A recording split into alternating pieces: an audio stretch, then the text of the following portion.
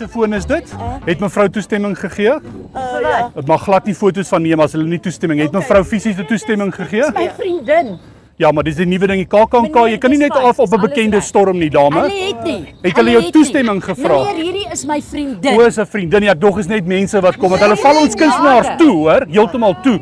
Maar mevrou moet nog steeds net toestemming gee asseblief tog, want sy's 'n baie bekende dame, hoor. Meneer, Sy's 'n hierdie dame bekende. is meer bekend as ek. Dis Stephanie Baartman. O, ek het jou glad nie, Stephanie, ek weet mos nou nie, ek is net 'n security guard. Nee, ek dog julle kom val haar toe, verstaan jy?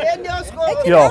Maar kan ek die foto net sien? Ek moet toestemming, julle moet toestemming hê. Ander Sy het toestemming. want ek sal 'n verskriklike groot moeilikheid kom, hoor. Daar's toestemming. Hulle het net kom onmiddellik foto's neem, dame. Hulle het nie toestemming kom vra nie. Hulle het die dame omval, letterlik. Die hele crowd. Daar's omtrent 6 mense om haar. My vriende. Maar net sy dame. Dis haar ouers. O, ek dog julle is van die straat af. Nee. O, ja. O nee, ek dog julle kom net. Ons het almal saam. Nee, hulle is almal. O, want sy's baie bekend hierdie dame hoor op TV.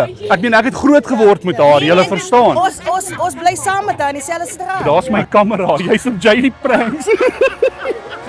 Jy is uitgevang. Oh my god, Jy is so hard bliksem. Weet jy hoe amper het ek jou nou gemoed? Nee,